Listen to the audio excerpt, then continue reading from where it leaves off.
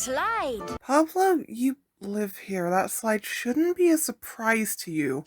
Aha! Grass. Yes, grass that you've been walking on and looking at for the past 10 seconds. Pablo, do I need to turn your brain on? When something... Song of exposition. So, while we do the obligatory music genre check, you probably notice Pablo sounds different. That's because I'm using the British dub of the show for this episode, aka the one I grew up with. So, here, Pablo is voiced by Janet James, who other Brits will recognise with CBeebies show Get Squiggling. My name is Squiglet. And as the UK voice of Wow Wow Wubsy. Wow! What's going on? This probably won't be a regular thing, but, you know, we're set in Scotland, thought it would be a good chance to show off my side of the pond, so, we're good, and that is a genuine genre of jazz that's European. I mean, it's not technically British, especially after Brexit, but, you know, I applaud the effort. I'm the great detective, and here's how you can tell. Ha ha! I mean, there are other phrases that might work for great detectives. Such as, but not limited to. Objection! No, that's wrong. Every puzzle has an answer. Ah, boy, I love mystery games. With my great detective hat, and my great detective mind, and my magnifying glass. Okay, but what if you need forensic evidence, like, you know, fingerprints? What exactly are you gonna do then? There's no answer I can't find. Any question, you say? Okay, well then, what is the meaning of the life, the universe, and everything in it? How much wood could a woodchuck chuck if a woodchuck could chuck wood? And is there an alien in the world called Greg? I'm just curious. In a British voice. So I watched that line in the American version, and it doesn't sound British to me. But to make this sin stand on its own for the British version, why in a British voice? Aren't there great American detectives? What about Belgian detectives? I mean, I can praise the British for centuries, for we are the only ones who can solve crimes. To the world's greatest detective. That doesn't have any text on it. What are you reading?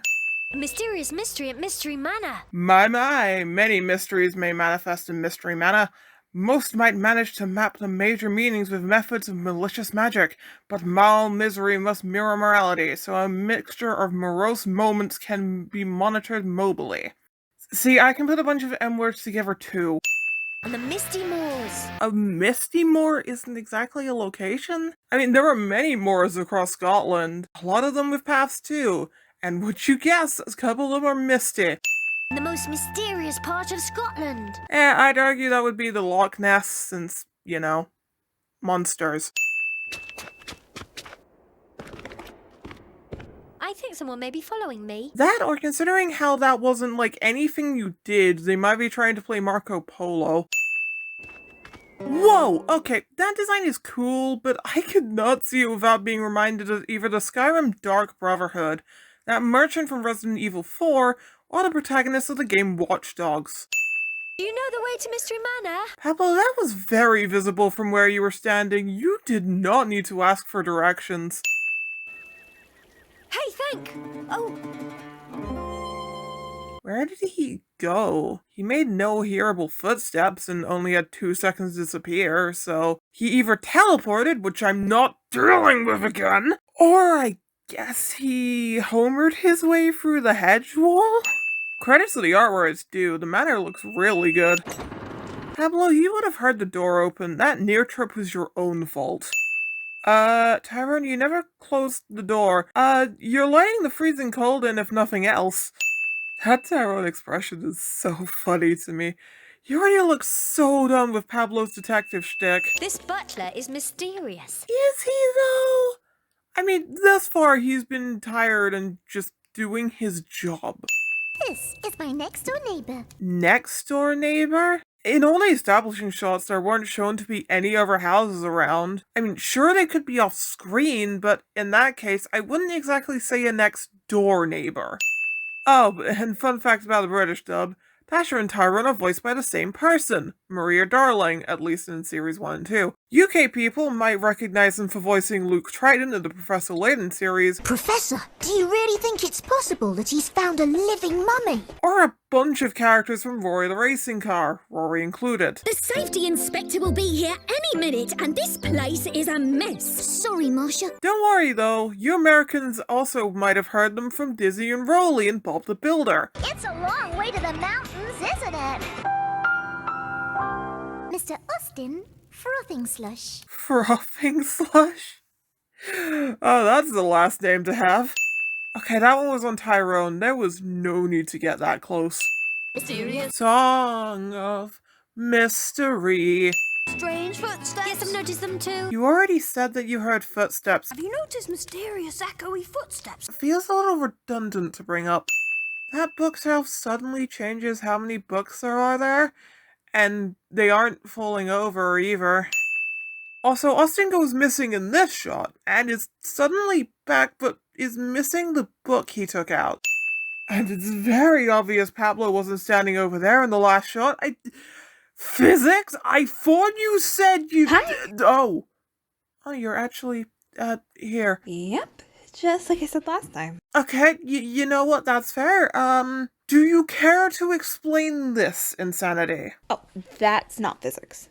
That's my brother's space and time, because as we all know... Oh, yeah, no, yeah, space is warped, time is bendable. That's fair enough. Great Caesar's But Tyrone! Why Caesar's ghost out of interest? Like, Austin exclaims this multiple times throughout the episode. Great Caesar's ghost! Great Caesar's ghost! There's a lot of historical figures. Why the Roman one? Though saying that, I guess I know where Austin would side in New Vegas. In hoc signo Taurus vinces. Tea, my lady? Dude, you left the room asking if she wanted tea and pretended to go get it. That excuse is not gonna fly here. So it's clear a door was opened due to the sound effect, but both the doors to the front and the study were left open. So did Uniqua close the door so she could reopen it for dramatic effect or something? Also, wow! You weren't expected or invited into the house, so I'm pretty sure this counts as trespassing. Tea, my lady? Yes, definitely. Everybody's weirdly calm about a stranger walking into a house in the middle of nowhere. Uninvited, might I add. Oh, and similar to Tasha and Tyrone, Uniqua and Austin share the same voice actress, Lizzie Waterworth, most known for voicing Horrid Henry. Yes! I'm never going to be able to put this in another video. I just needed to get this out here. They're really good voice actors. Please support the British dub. Find it where you can. The fireplace is still on when the lights go out. That should at least give some light to the area. Tyrone is missing! After him! Pablo, Uniqua, careful! You're running over broken china! I can't see him. Uniqua, have you tried stepping out the doorway? You might get a better angle. Closet door was not locked. You could have just used the handle. Tyrone, you were not standing there in this flashback. You should be the one to remember that. The place for it being Austin's model in these shots. Real neat detail and a way to throw suspicion on him. So I have to go now. Why are you letting him leave without checking the jewels are on him? If Austin was the culprit, he could just go home, store the jewels somewhere there, and then just come back without anything to convict him? Where did the spare tea set come from? I mean, last time I checked, it was still smashed on the ground. So Tyrone is missing from the background of this shot. Physics, care to explain? Probably ran to Tasha in a literal blink. Oh, damn. Yeah, panic does that. I can't see him. Austin's been running for 2 seconds. How did you lose sight of him? Song of chasing, song of chasing. Song of chase, song of chasing. Those footsteps, I hear them. Let's follow and listen for footsteps, but also sing because that won't be distracting at all. By the time we end this song. Wait, they acknowledged this is a song? Why are you singing? Go catch the criminal already! I'll go this way. Pablo, that's the way you just came. Stealthy, but not mentally healthy. Whoa! Whoa, Pablo, dude, mental health is very important. That's not on. I'm quick. You sure are fast waddling at less than 1 mile an hour. Well, I said I'd come right back after I fed my cat. Wait, you have a cat? Then why did you sound so unsure about it? I've got to feed my cat. You have a cat or you don't have a cat. My lord. Are you sure you didn't take the jewels? Absolutely. Then who did? Wow, Pablo. Immediately believes him without a second thought. 2 mysterious figures. 3 if you count me. Austin, I appreciate the attempt, but we know who you are now. You're not a mysterious stranger anymore. After them, frothing slush. Austin has no reason to do this. What if the stranger had a weapon? You're putting a civilian's life in danger for no reason. Quietly, frothing slush. I know he said to do it quietly, but the lantern creaked, so that plan was already out the window. And having light makes a stealth attempt so much harder. I am policewoman Uniqua Underhood. Uniqua. Why didn't you start with the fact you're a policewoman? I followed it into the house, but when I got here to the hall, it was gone. That doesn't explain where you got the random scarf you were found in. Footprints. That means the mysterious figure is in the house. Or was in the house. He could have left or taken their shoes off if they had any. He can't have walked into the wall. Or they teleported through it. Really? What? After the last few episodes and your incompetence little miss teleports behind you, Zawaldo, can you honestly say it's not feasible? Touche. So Uniqua goes into the closer entrance to the left side, but for some reason ends up behind Pablo. You got anything for that one, Physics? No, that's on me. But Tasha's been singing the house in the background. Oh my lord, she is. Wait a minute, don't change the subject! Hey, would you look at that? A song. Oh, right, Song of Resolution. Sure are the villains in there.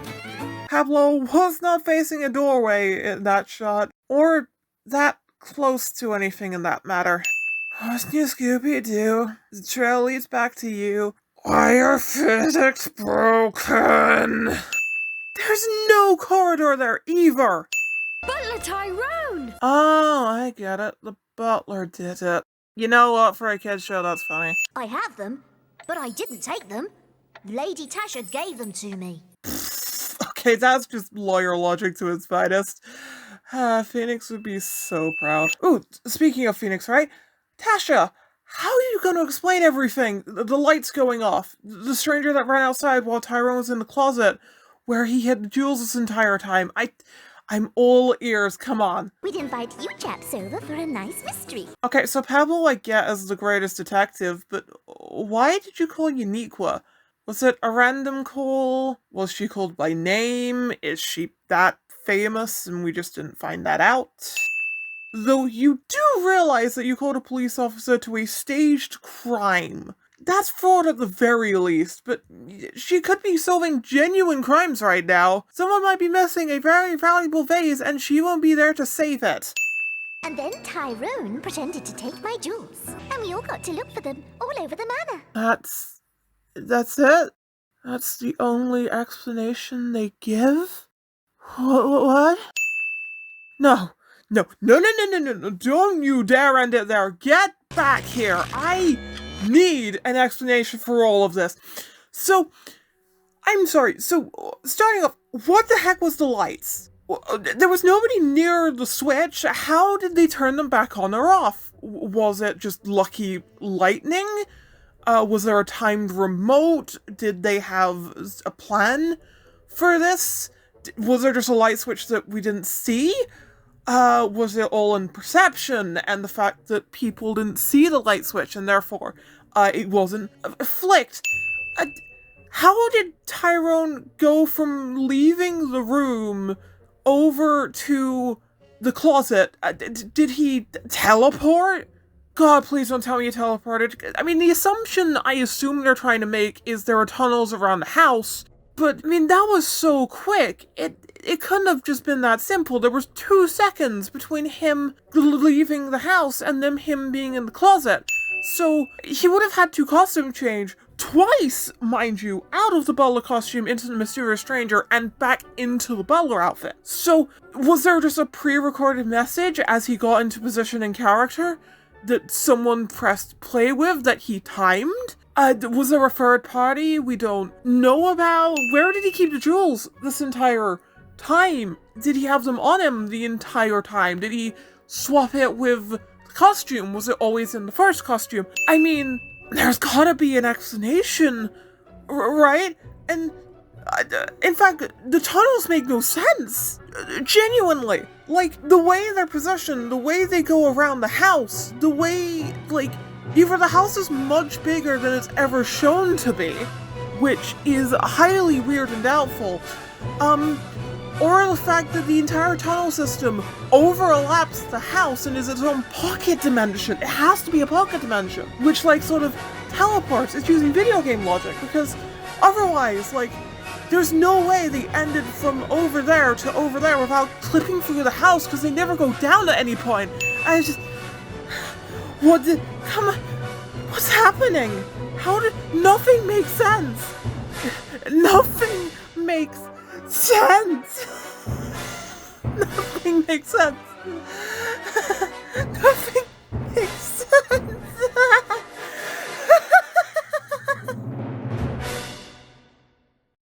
I need to make this clear.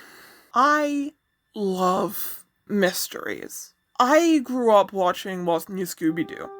And I very quickly found some of the old Scooby-Doo stuff. I love stuff like the Scooby-Doo movies. Whenever Murder, She Wrote was on, I always watched that. Death in Paradise, I have seen every episode from Series 1 to Series 12, and I love almost every part of it. I've seen most of the Phoenix Wright franchise. I love murder mystery games. There's Aviary Attorney, which no one's really heard of, which is one of my favorite ones. Because it's a mystery where if you get it wrong by any point, then the game doesn't auto-resolve it for you. It just continues. And it's one of the best twists for it. I was ready to fall in love with this one. But the one thing that matters more than anything in a mystery is the connection of the dots. How you explain everything coming together. Any episode of Scooby-Doo, just take any episode, and at the very end, it explains not only why they did it, but how they did it, and why it had to be them. Why all the clues leading up to the end always make sense, even if it's just a quick explanation of smoke and mirrors, projections, wires connected to the top. Even if it's not realistic, at the very least, they point it out like, this is the way they did this. And here, we get none of that. Even the conclusion might have been satisfying if we got the explanation to go with it. There's just nothing to cling on to. So what we're left with is all the weird inconsistencies. Maybe something like the lights I could forgive. Maybe the tunnels overlapping over each other I could also forgive. But the fact that it's all of these mistakes in one thing, this shot alone just needs some offhand explanation. How it happened would be fine. Any sort of, and then this explains that, would have been great. A tunnel that led outside that the people saw, like a door that would lead nowhere, and people could be like, that was mysterious. Or maybe even the fact it wasn't Tyrone at all, and it was in fact Austin who ran out the door. And then kind of loops all the way around the house, and it took a little bit of time for him to get there. But we just get nothing, and it just ends up jarring. As a Backyardigans episode, it's definitely passable with the same problems of Le Master of Disguise, but as a Sherlock Holmes homage and as a mystery episode, genuinely disappointing for me. Well, 5 down, 75 to go. Next time, I'm gonna take a break from the country hopping, as we instead do Nights in the Museum. I hope the one person who requested this twice and I got it wrong for is happy. See you next time, guys.